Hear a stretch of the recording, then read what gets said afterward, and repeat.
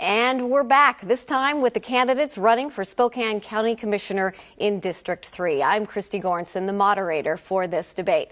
District 3 covers South and West Spokane County, including Medical Lake, Airway Heights, and Cheney, as seen on this map. The candidates in this race are Republican incumbent Al French and Democratic challenger Mary Lou Johnson. Welcome to you both. For this debate, the candidates have agreed to follow our debate rules. The candidates will have 1 minute for answers. Each candidate can use up to 2 rebuttals during the debates. Rebuttal length will be limited to 30 seconds. And for this debate, the candidates will answer questions from our panel of Spokane journalists. And joining us again are Dan Kleckner from KHQ, Robin Nance from KXOY News 4, and Nick Deshay from the Spokesman Review. All right, we're going to begin. We did a coin flip, and we determined that Ms. Johnson, you will have the opportunity to answer our first question first. And Dan, you can take it over. Candidates, welcome. It's been said that this race is really all about a difference in leadership style. Talk to me about your leadership style and how it differs from your opponent. I think it's really important that we have public officials that we can trust, that operate with honesty, integrity, accountability, and transparency. So I think what's different is that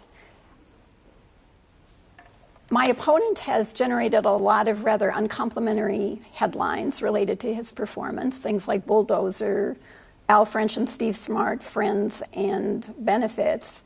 And I think that reflects poorly on our government. I'm honest. I conduct my work with transparency and integrity. I think that's the kind of leadership we need to address a lot of our really important county issues. I also have a proven approach to problem solving. I'm a mediator. I know how to solve problems that will benefit all of our Spokane families. So I think it's a difference between maybe being more assertive and really wanting to listen to everyone and solve problems together. All right. Thank you, Ms. Johnson. Mr. French, 1 minute. Thank you. You know, I've had the privilege of serving this community for the last 12 years, 8 years as city council member, and now finishing my 4th year as the county commissioner. And during that time period, I've led a number of community initiatives and have been recognized by my peers throughout the region and the state, and actually even at the national level for my leadership skills. And that's what I bring to this position. You know, public process is one that engages all voices in the community, and not everybody agrees. There are some folks that no matter how much you talk, they'll never change their position.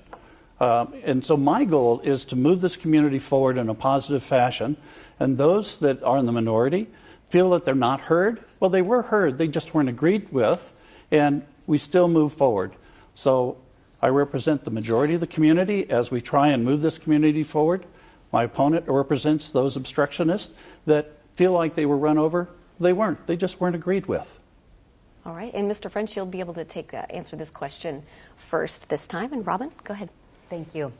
My first question is about the Spokane County Jail. We've been hearing for years about overcrowding and that the county wasn't built, or the county jail wasn't built to handle the number of inmates who are there right now, including hardcore and repeat offenders. Our sheriff has said that too many repeat felons are being arrested, released back into the community because we just don't have the space. What is your solution to that? And would you be supporting a new jail? The issue about the current jail being overcrowded is well documented, and we are engaged in a process to where we're trying to right size whatever a new jail might look like, and that means engaging in therapeutic programs, programs that reduce recidivism, programs that help re-engage people that find themselves on the wrong side of the law back into the community. And so these programs were actually started by Commissioner Mark Richard and our current Sheriff Ozzie Knezovich 6 years ago as a result of a Smart Justice conference they attended. The whole idea about smart justice has been at the county now for 6 years. We've instituted programs, we're reducing cost, but we still have a lot more work to do, and we're engaged in that process. All right, thank you, Mr. French. Ms. Johnson, you can have your answer, please. Thank you.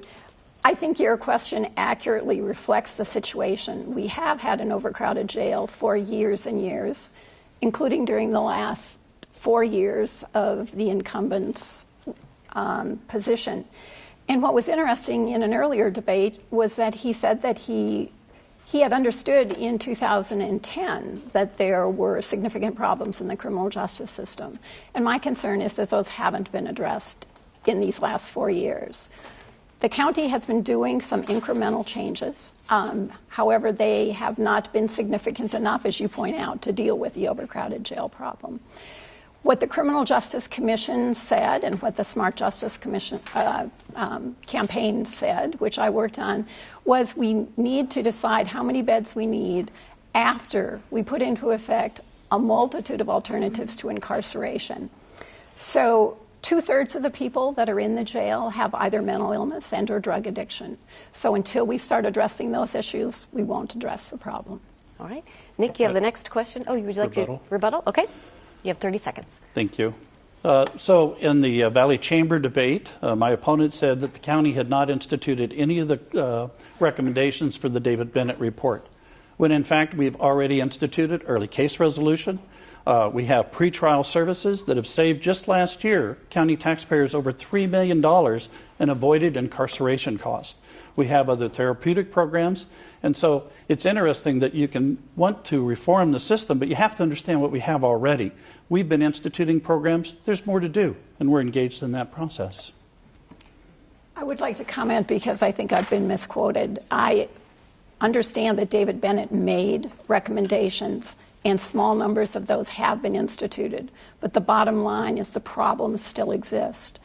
I have a healthcare background, which is important to deal and with the idea that we have so many people in the system who have mental illness and or drug addiction. I actually coordinated a drug court. The county has been making some incremental changes, but not significantly enough. And the alternatives to incarceration, with the background that I bring, are important to be instituted. Okay. Can I follow up really quickly? Sure. Yeah, go ahead. Yes or no? I don't think either one of you actually answered the question. Would you support funding for a new Spokane County jail? Yes or no?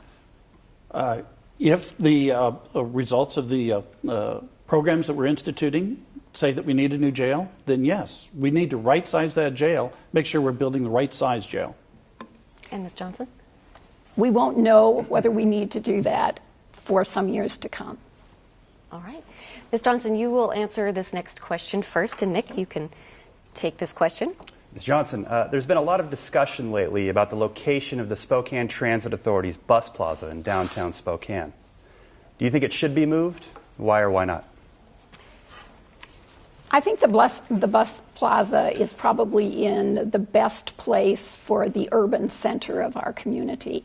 I think that, like any large city, we have differing sorts of people. I think that a vibrant city accommodates that. The bus plaza, I think, is in the correct place, and I'm hoping that the decision will be that it will stay there because it is centrally located.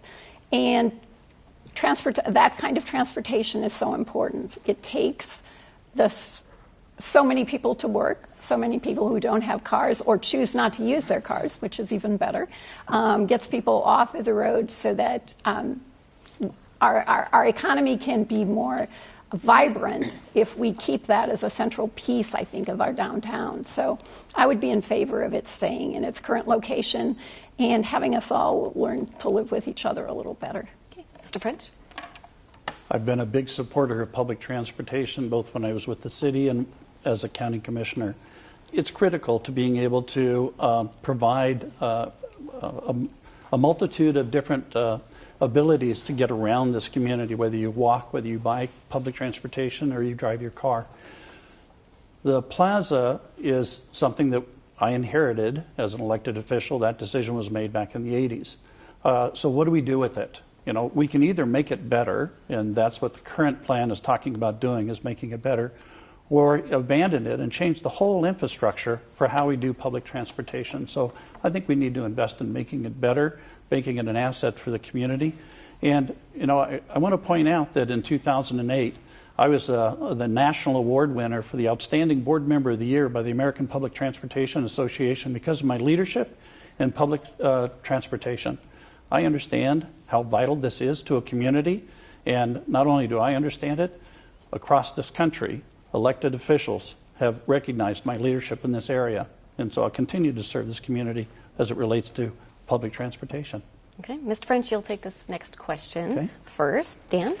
Mr. French, you've been quoted in a recent Spokesman Review article as saying this as to why you are the best candidate, and I quote, "This community has had a decade of sitting around talking. We know what we want. We need leaders, not mediators." So my question to you, you've been a part of the local political leadership, the local political scene for the last 10 years.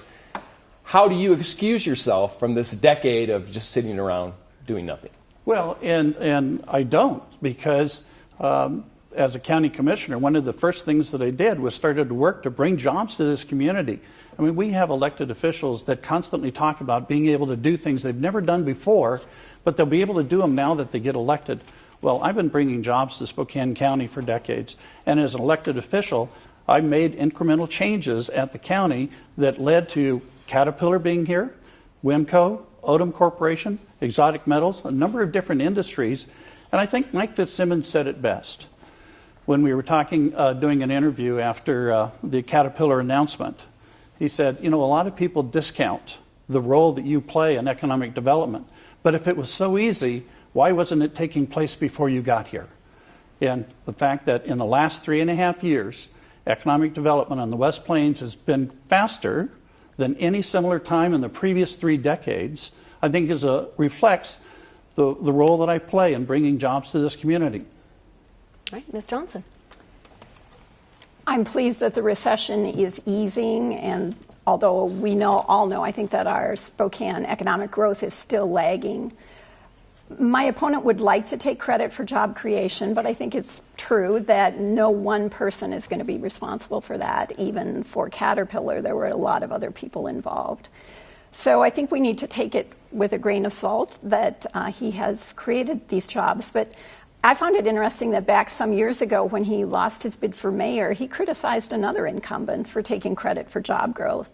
And this is a quote from the spokesman. "It's like staring at the horizon and watching the sunrise and taking credit for it. What created those jobs is the private sector." I agree with Mr. French's quote back some years ago.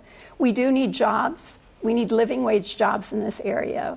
The county should be coordinating existing efforts to encourage startups, asking our small businesses what they need to grow, supporting job training and apprenticeships, and a number of other things. All right, thank you. Robin, you'll have the next question. And Ms. Johnson, you will answer this one first. Thank you. Well, like it or not, legal marijuana is here. And we have done stories recently, in fact, just yesterday, about local marijuana growers and their concerned neighbors. Neighbors are worried about their property values decreasing. They are concerned about more crime being introduced into their communities. What do you think needs to happen for all of the pieces to fall into place to, make these successful businesses? So marijuana is legal in Washington, and it's new. So I think there are going to be growing pains for sure. It took a long time for the rules to be developed at the state level. County has had to make more rules. And I think it's going to take some time to figure out what the proper balance is between what's assisting the businesses or allowing the businesses and the neighbors' concerns. And I think we need to listen to both sides of that issue. I think that's critically important. So I can't predict what exactly that's going to look like, but it will need to be continuing to follow that issue. And I think that points out something about my leadership style as opposed to my opponents in terms of wanting to mediate, if you will, because what mediators do, are really listen to the different perspectives and then try to look at what people's common interests are versus just looking at their positions so we can move forward. Right, Mr. French? The voters legalized marijuana through the initiative process, and it is now state law, and our obligation as county commissioners is to institute and implement that legislation. Our role in this process is basically land use. Where is it allowed? What kind of constraints? What kind of buffers do you have around it? And how do you integrate that into the rest of your community? And that's what we've engaged in. We've created buffers, we've created setbacks, we've isolated the production of this in just the light industrial areas and kept it out of our neighborhoods. But there is a lot more yet to be done.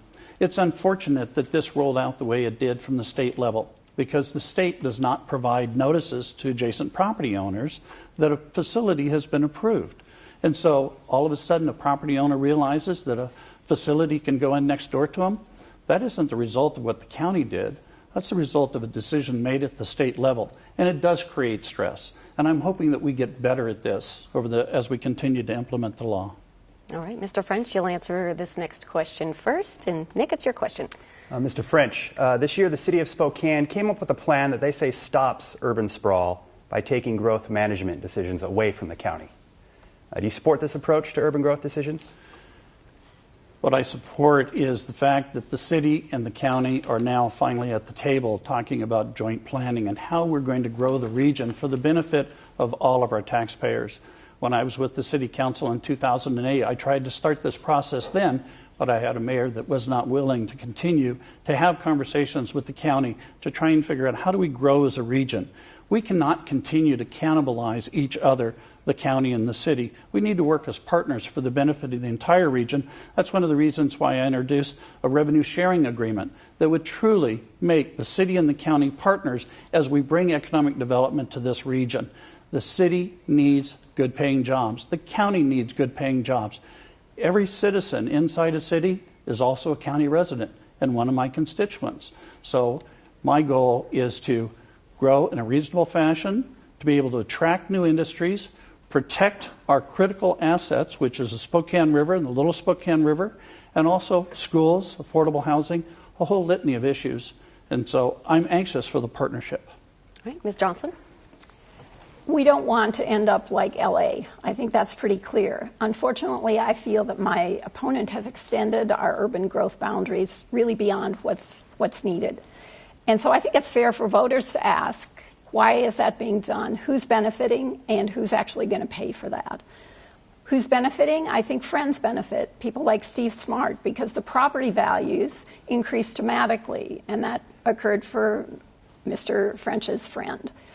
I think taxpayers end up paying too much of the bill for extending services, the roads, the law enforcement.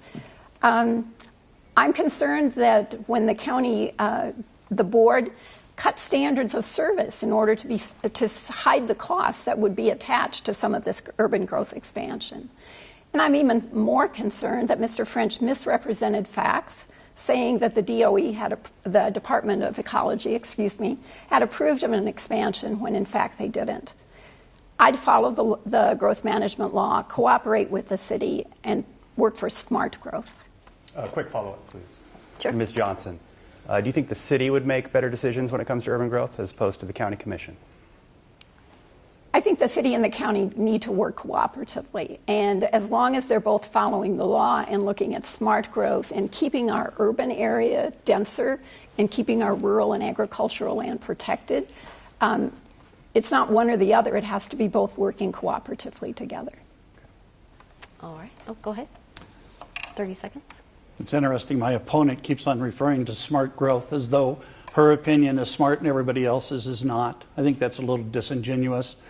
National organization Smart Growth America published a survey this last April identifying Spokane County in the top 10% of all urban counties in the country exercising smart growth strategies.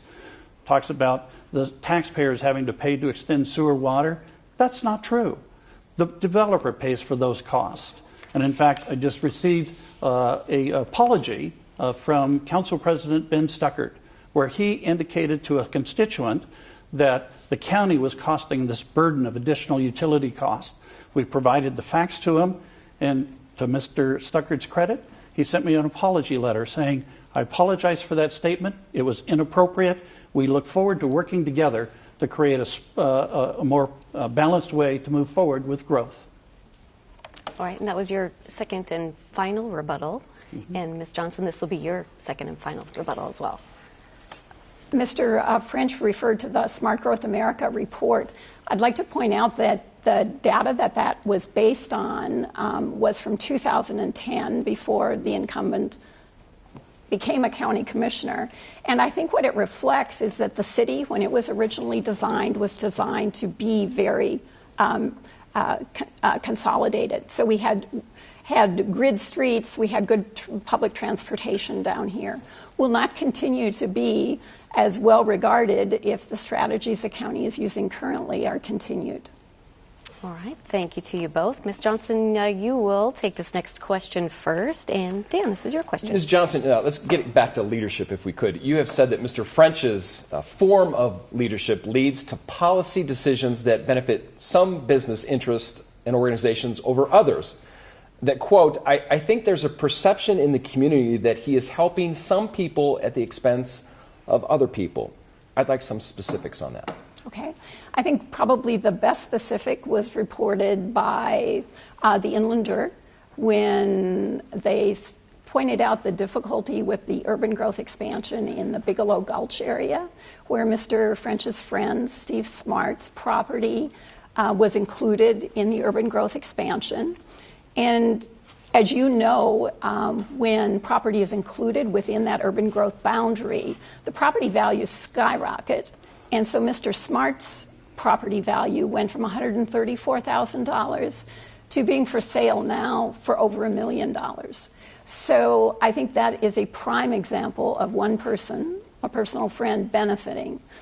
I think that many times we're seeing developments benefiting when the taxpayers are going to end up paying some of those costs.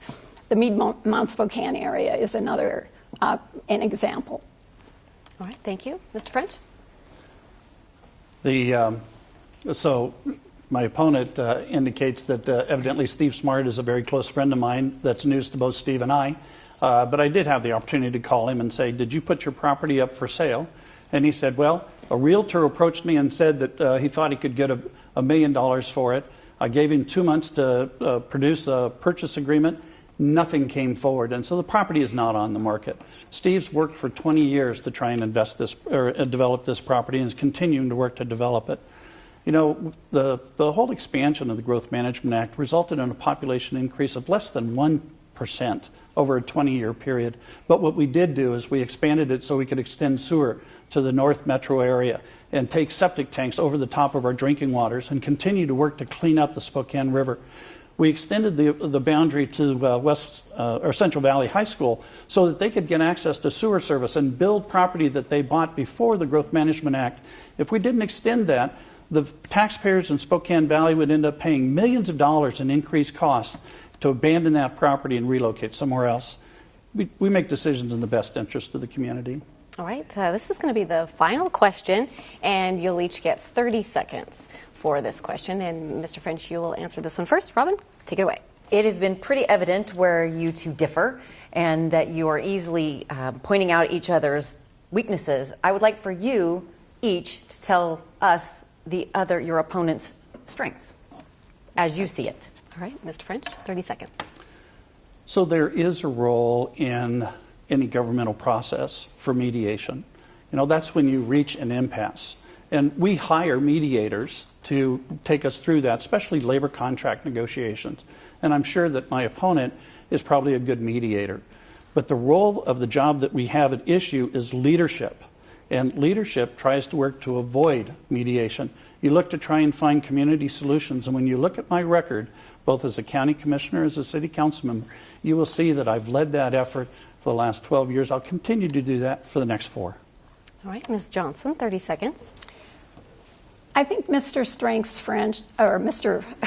French's strength, is that he's been willing to be a public servant. I think running for office is difficult. He has done that for a number of years, served on the city council, has served on the county commission. So I think anyone who is willing to do that should be commended. I think it's time for a change, and that's why I'm running. And I think it's time for citizens like me to be able to be involved in the governmental process. All right, that was our last question. So now it's time for closing statements. And before the debate, we flipped a coin. And Ms. Johnson, you will go first with your closing statement. And you have 1 minute. Thank you. So I want to represent you as your next county commissioner. I think it's time to bring balance, accountability, and transparency back to our county government. I've never run for office before, but I have the education and the experience to do this job. What's most important to me is that you can believe what I say. You can trust that I'll work for decisions that will benefit all of the community and not special interests. That the costs associated with decisions will be very clearly identified, and that you'll know that your tax dollars are not being wasted. I think Spokane deserves this kind of smart county government, and that's the kind of government that I want to work for. So I respectfully ask for your vote, and that vote can make a real difference for all Spokane families. Thank you very much. All right, thank you, Ms. Johnson. Mr. French, your closing statement, 1 minute. It's been an honor and a privilege to serve you for the last 3.5 years, and I look forward to serving you for the next 4 years. Critical issues for this community, jobs. I've been doing it in the private sector, bringing new jobs, new industries, and the professional services, the medical health, advanced manufacturing, aerospace, a whole litany of new jobs that I can put my fingerprints on and say, I helped bring those jobs here. Fairchild Air Force Base, our largest single-site employer. I'm fighting hard to protect that base for this community because it represents $1.3 billion worth of economic activity to you, the taxpayers. Now, my opponent is supported by the advocate for that, the biggest threat to that base, and that's the casino.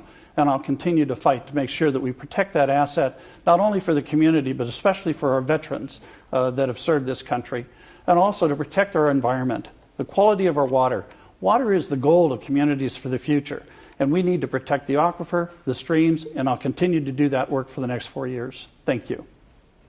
Well, that will do it for tonight's debate coverage. Our thanks to the candidates, Al French and Mary Lou Johnson, for taking part. I also want to thank our reporter panel today, our journalists, Dan Kleckner, Robin Nance, and Nick Deshay. Thanks for being here. The general election is November 4th. All ballots must be postmarked on or before Election Day. Those drop-off boxes are located outside all Spokane City and County public libraries. For all of us at KSPS, thanks for watching. I'm Christy Goranson.